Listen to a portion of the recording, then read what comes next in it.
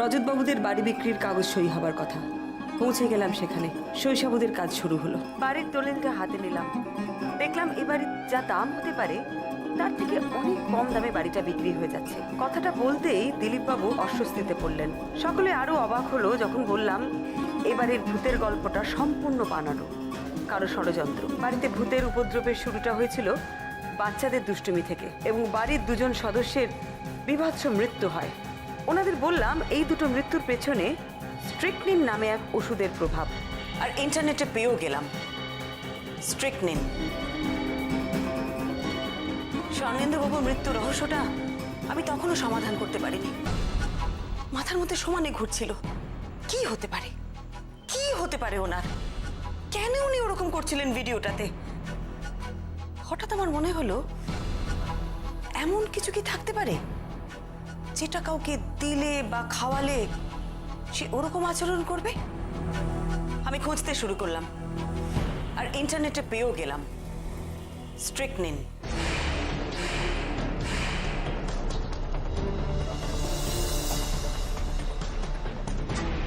Strychnine? হ্যাঁ, strychnine. এটা কাউকে খাওয়ালে তার মধ্যে এই সমস্ত লক্ষণ দেখা দেয়। প্রথমে একটা খিঁচুনি ধরে শরীরের মধ্যে, একটা স্প্যাজম মতন হয়, সেটা শুরু হয় ঘাড় বা মাথা থেকে। তারপর আপনারা লক্ষ্য করেছিলেন আপনার বাবা বা দাদার মৃত্যুর সময় ওনাদের শরীরটা কিরকম ধনুকের মতন বেঁকে গিয়েছিল? হ্যাঁ, রাইট। সেটা স্ট্রিকনিনের জন্যই। তারপর শুরু হয় শ্বাসকষ্ট, সাংঘাতিক শ্বাসকষ্ট। আর সেটা সহ্য করতে না পেরে এক সময় তার মৃত্যু ঘটে। কি বলছেন আপনি? তার মানে আমার বাবা দাদা এরা সব এইভাবে? না না, এ কি করে হয়? আর তাছাড়া কেই বা মারবে, কেন মারবে?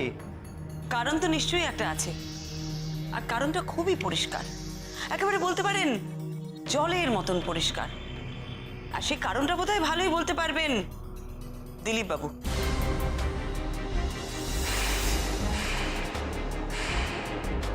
তার মানে আপনি আমাকে কেন বলছেন এসব কথা? বলছি কারণ এই বাড়িটাকে ভূতের বাড়ি হিসেবে প্রমাণ করা আর স্ট্রিকনিনের প্রয়োগে দুটো মানুষকে খুন করার আইডিয়াটা আপনার।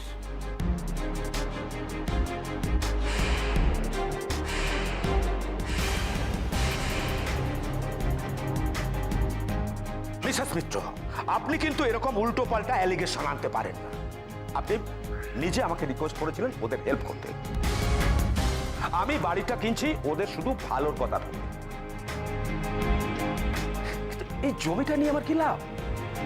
ওটা তো ফেলে রাখতে হবে। এই জমিতে কিছু করলে আমি কিন্তু কোনো খদ্দের পাবো না। আর আপনি এখন আমাকে বাবা, আপনি তো বেশ উদার দেখছি দিলীপ বাবু। খদ্দের পাবেন না, লসে রান করবেন, সবটা জেনেও শুধুমাত্র এই পরিবারের কথা ভেবে আপনি এই গোটা বাড়িটা কিনে নিতে চাইলেন, তাও আবার এতগুলো টাকা দিয়ে। আচ্ছা দিলীপ বাবু, আপনার মতন একজন এত স্মার্ট বিজনেসম্যানের জন্য এটা একটু অদ্ভুত না? এতটুকু অদ্ভুত নয়। আমি অবশ্য আমার নিজের দিকটাও দেখেছি। এই বাড়ি এবং এই জমির যা দাম তার থেকে অনেকটা কমেই কিনছি। একদম ঠিক কথা বলেছেন। এটা করার জন্যই তো আপনি এত বড় একটা প্ল্যান করেছিলেন। এতে কি হলো বলুন তো? এক ঢিলে দুই পাখি মরল। এবারের লোকজন ভূতের ভয় এ বাড়িতে আর থাকতে চাইছে না, তারা এ বাড়ি ছেড়ে চলে যেতে চাইছে। আর ভূতের বাড়ি বলে কেউ এই বাড়িটা কিনতেও চাইছে না।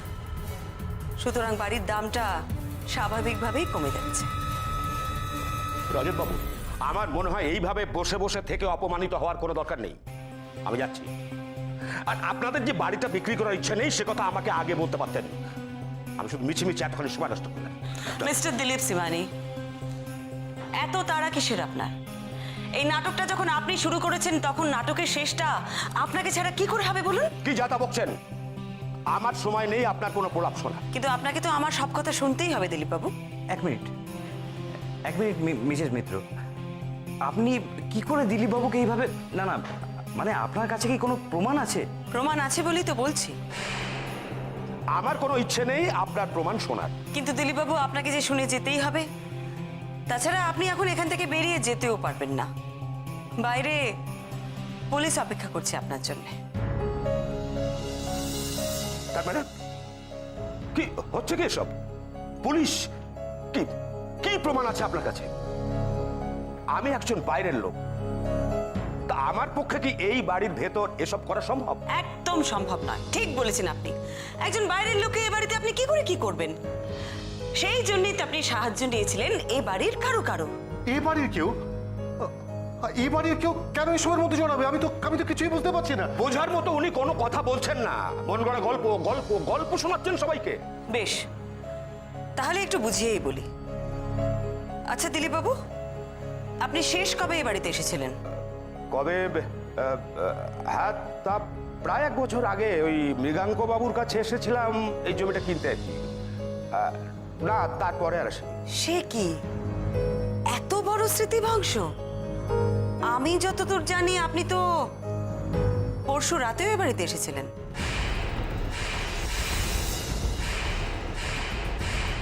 এবার কিন্তু আপনি বাড়াবাড়ি করছেন মিস্টার মিত্র। না, উনি পরশু রাত্রে আসেননি এ বাড়িতে। আর প্লিজ আপনি আপনি আপনার বাজে কথা আপনার কাছেই রাখুন। হ্যাঁ, বাজে কথা আমি বলছি না বাবু। পরশু রাতে উনি এ বাড়িতে এসেছিলেন। এই বাড়িতে যিনি ওনাকে সাহায্য করেন তার সাথে উনি দেখা করেছেন, তাকে টাকা দিয়েছেন, তার সাথে কথা বলেছেন, তারপর চলে গেছেন। মন গড়া কথা বলছেন আপনি। মন গড়া কথা বলছি? আপনার তাই মনে হচ্ছে? তোমার কি মনে হয় আমি কি মন গড়া কথা বলছি স্নিগ্ধা?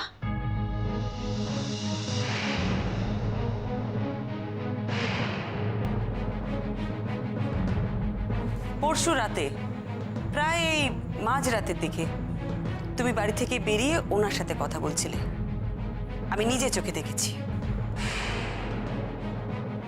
অত রাতে ওনার সাথে তোমার কি কথা? আমি এসব কি কথা বলছেন দিদিমণি? আমি কেন বাইরে বেরোবো? আমি গরিব মানুষ, খেটে খাই, আমার নামে বদনাম দিয়ে কি লাভ বলুন? দেখো স্নিগ্ধা, অস্বীকার করে কোনো লাভ নেই। তুমি দিনের পর দিন ওনার কাছ থেকে টাকা নিয়েছো, আর সেই টাকা নিয়ে প্রত্যেক রাতে তুমি এ বাড়িতে ভূতের নাটক করেছো। সেটা কিন্তু আমি খুব ভালো করে জানি। কি প্রমাণ আছে আপনার কাছে যে আমি ওকে টাকা দিয়ে এই সব কাজ করিয়েছি? আপনাকে চিনি না, জানি না, এমন তোর সাথে পরিচয়। ওর সাথে আপনার কোনো পরিচয় নেই? তাহলে আপনার ফোনের কল লিস্টে বারবার ওর নাম আসছে কেন? আর ওর কল লিস্টে কেন আপনার নাম আসছে?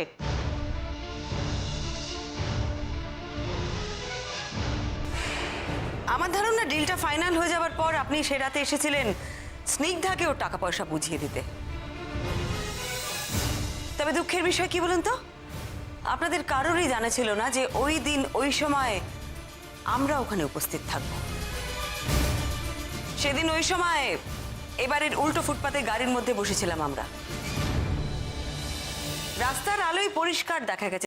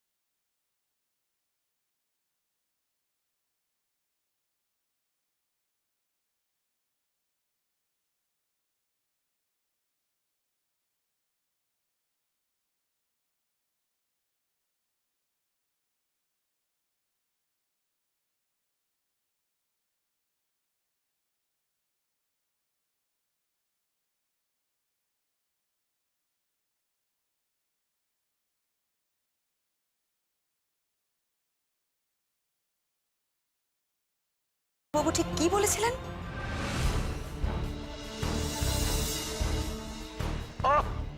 বৌমা, স্নিগ্ধাকে বলো তো, এ চিরতার জল মানে এত তেতো, এই যে খেলাম না মা, ওহ মনে হলো যেন আমার মুখটা বিষ তেতো হয়ে গেছে, বাপরে বাপ।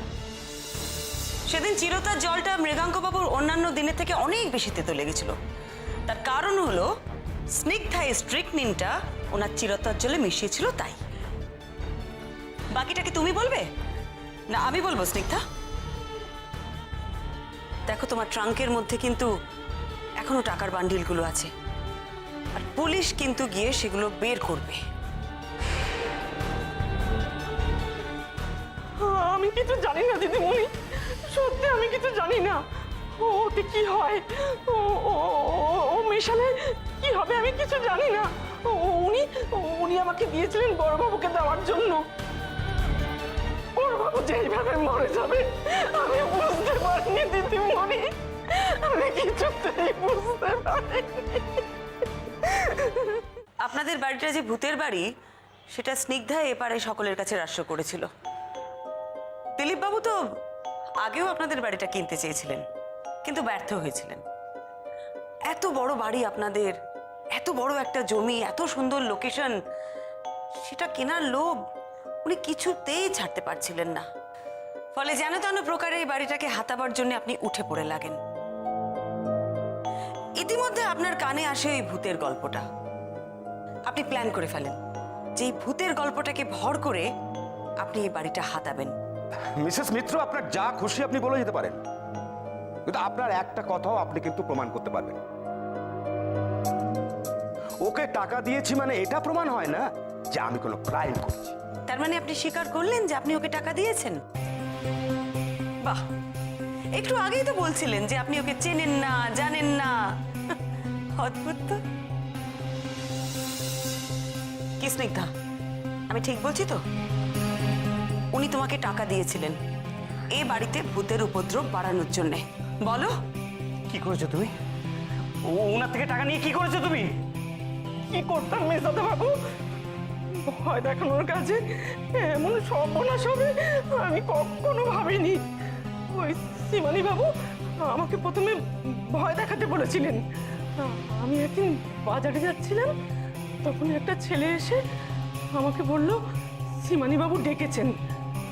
আমি ওর সাথে চলে গেলাম। ম্যাগনোলিয়া ভিলায় ভূত আছে, তাই তো? আছে, আমার যেন মনে হয় আছে। আমি ভূত দেখেছি। হ্যাঁ, দেখেছো, নিশ্চয়ই দেখেছো।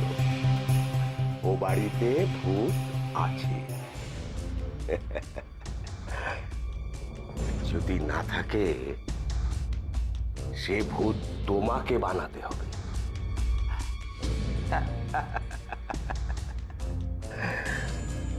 বুঝতে পারলে না তো? হ্যাঁ, তোমাকে ভূত সেজে ও বাড়ির সবাইকে ভয় দেখাতে হবে, নিয়মিত, রোজ।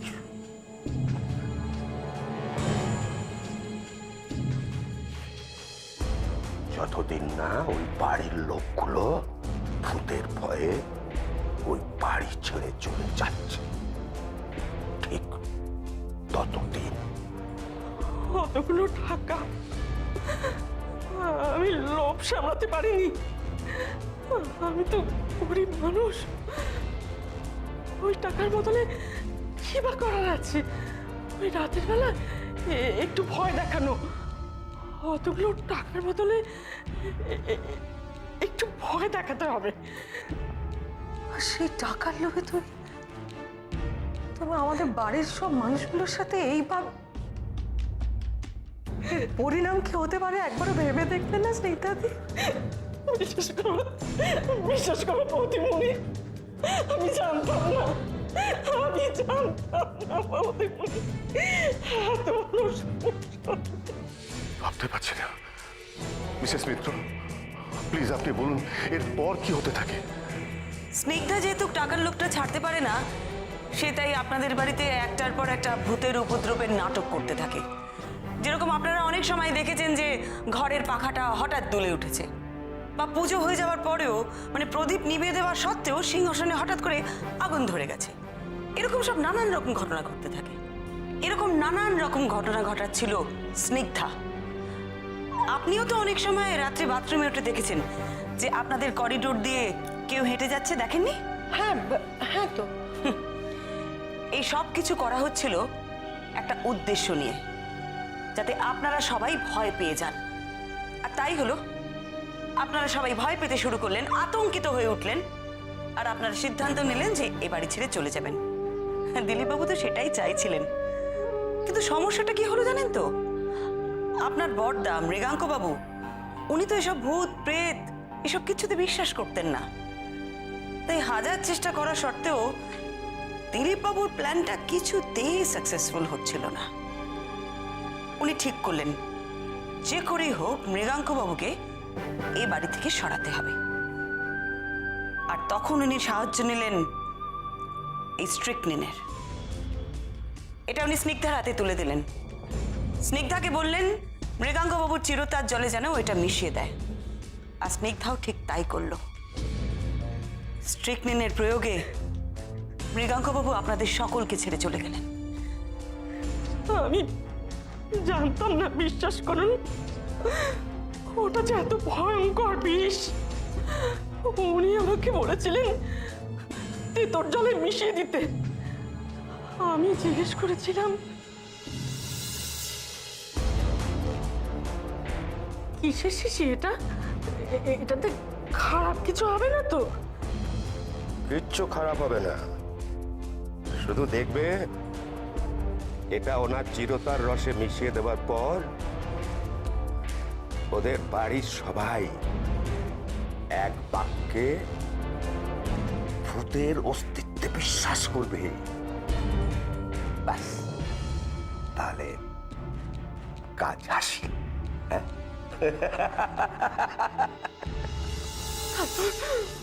ওই ওষুধটা বড়বাবুকে দিয়েছিলাম আর বড়বাবু ধর পড়ে মরে গেল।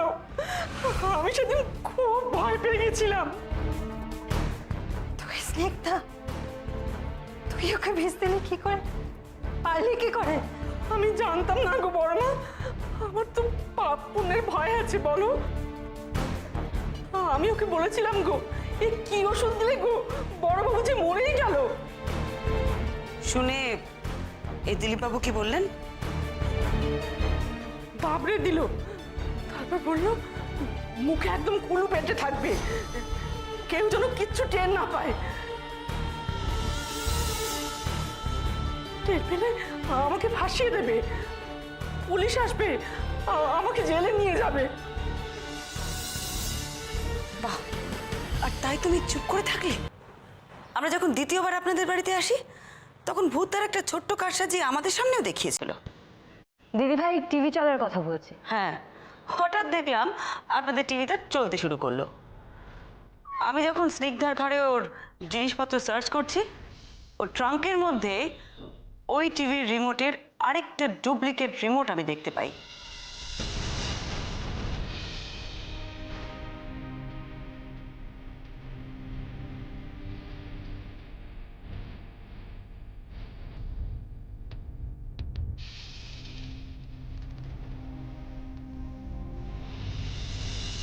বুঝতে পারি এই ভূতের উপদ্রবের নানান রকম উপাদান দিলীপবাবুই ওকে সাপ্লাই করছে।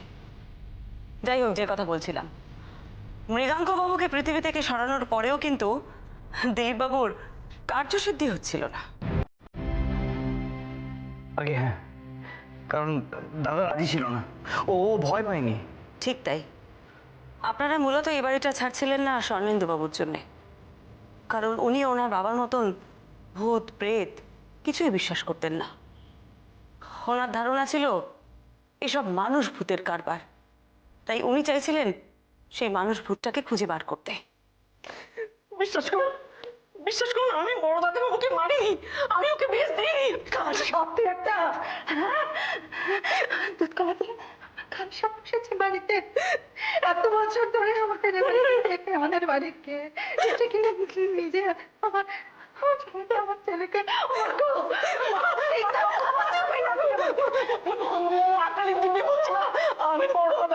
পারিনি। আমি যেটুকু পাপ করেছি আমি জানি তার কোনো ক্ষমা হয় না, কিন্তু বিশ্বাস করো মা, আমি তোমার কথা মুখে পারিনি মা, আমি জানি। আর কত মিথ্যা কথা বলবে তুমি, হ্যাঁ? আর কত মিথ্যা কথা বলবে? যেভাবে বাবাকে মেরেছো সেইভাবে দাদাকেও মারলে।